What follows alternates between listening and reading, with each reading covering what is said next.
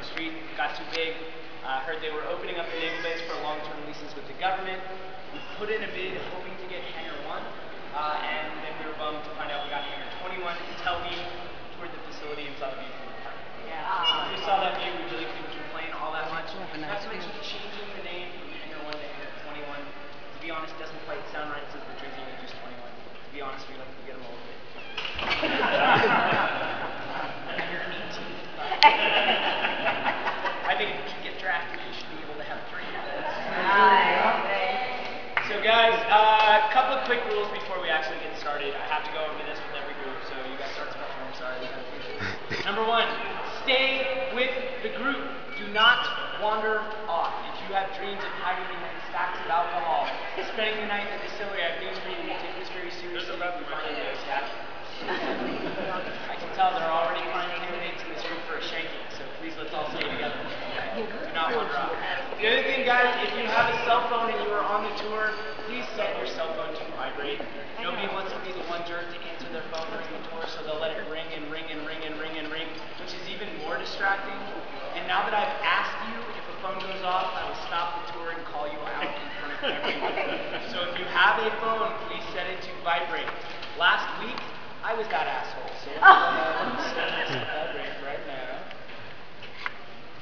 The next one's always on vibrate. Gross. So let's all stay together. The other thing, guys, if you have questions, please feel free to ask questions at the end of each section, but don't just blurt things out. It really slows the tour down. I promise I'll open it up at the end of each section for any question that you have. If you're constantly asking a question as I'm trying to explain things, it'll slow stuff way down. You won't get to it. Okay? What are we going to talk about today? We're going to talk about fermentation, distillation, proofing, processing. We're going to talk about whiskey, bourbon, scotch, vodka, brandy, absinthe, and yes, we're even going to cover the shark. I promise we will get to the shark. I know most of you have already seen the shark. Please hold your questions about said shark till we get to the shark. We will get to the shark. Yeah, I know it's very exciting. Let's start with company history. The company was founded, guys, in 1982 by a gentleman named Georg. Georg's family made traditional eau-de-vie brandies in the Black Forest region of Germany for generations. What is eau-de-vie literally translates to water of life. It's the European method of making whole fruit unaged brandy. And when I say whole fruit, the picture is very descriptive. As you can see on this bottle, this is an entire fruit with the stem, the skin, all of the leaves. In order for an eau-de-vie to be an eau-de-vie, you have to use the entire fruit. You can't remove anything from it. Not the pit, not the leaves, nothing. Whole fruit. It takes 15 pounds of pears to make one bottle. So if it helps you sleep at night when you're losing with this stuff, you get your daily value of fruit. So Georg's family was doing this for generations in Germany, but Georg himself was actually studying law over at Berkeley. He was getting his law degree, wanted to become a judge. While he was there, when you're in college, you got to do the road trip thing. So he went on a road trip with some friends. I heard there were women, there were drugs. Sounds like an awesome trip. But on this trip, he was also astounded to find a very high quality fruit you could get in California year-round. And sadly and shamefully, nobody was making eau-de-vie brandies in the United States. So he wanted to be the first person to do this. So he got himself a little box store right here, and a shack in Emeryville, and started distilling part-time, just for fun, maybe to bribe some professors. And then it really took off. People really enjoyed it. So he gave up on his law degree and started distilling full-time. So for those of you keeping score, that is -1 lawyer, +1 distiller. Maybe not the worst then? Is there anybody here that's a lawyer? You wouldn't raise your hand if you were. But if you did, you were brave enough to do it in front of the entire group, I would give you more booze when you go into the tasting room. Now who's a lawyer? Watch all the smart people. That happens? Yeah. I'm going to need your cards later, by the way, too. I get in a lot of trouble. So, started doing that, guys, in 1982. We started in Emeryville, we moved over to Rosenblum, and then we came here in 2004. Now, what do we do here? We make delicious booze all naturally from fruit, barley, and herbs. The big glass doors behind you guys open up, and we get truckloads of fruit in here at a time. When I say truckloads, most recently, we got anywhere from 70 to 80,000 pounds of dry farmed organic Bartlett pears.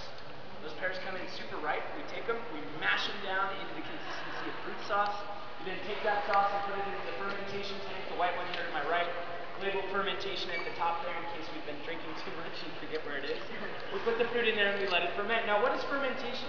Fermentation is essentially the process of letting fruit start to turn. And as it starts to turn, you add a stream of yeast that eats the natural sugar in whatever the base is, in this case fruit, and produces CO2 and low-grade alcohol. When I say low-grade alcohol, you're talking about booze after the yeast has had its way with it. It's anywhere from 2 to 7% alcohol by volume. 2 to 7% alcohol by volume is breakfast booze for people who work here.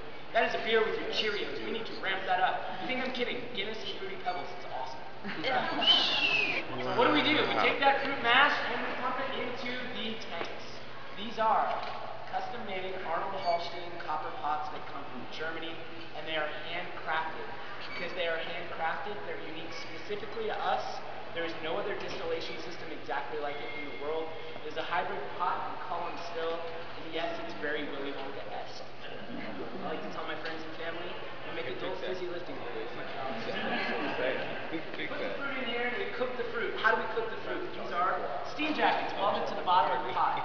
We take propane that we get from a Mr. Hank Hill in Texas, heat up water, steam rises. I think 2 people got that. Steam rises into the steam jackets and cooks the fruit inside the pot to 78 degrees Celsius.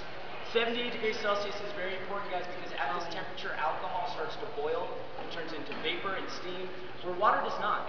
So we're cooking the alcohol out of the fruit. Turns into steam, rises up off the mash through the onion bulb, down to the pipe, and then into the column. Now these columns, this is where the real magic of distillation happens. Each one of these portables here, gang, they are sectional. They all have a plate that runs from the front to the back, and in the middle, there's a hole that's cut out. Over the top of the hole, there's a copper cap which we can open and close with the handles on the side. This is called a bubble cap. When the bubble cap is closed, the vapor rises up, gets the copper cap, cools down, turns into liquid, heats back up, turns back into vapor, and does the process again. Everybody say hi, JoJo.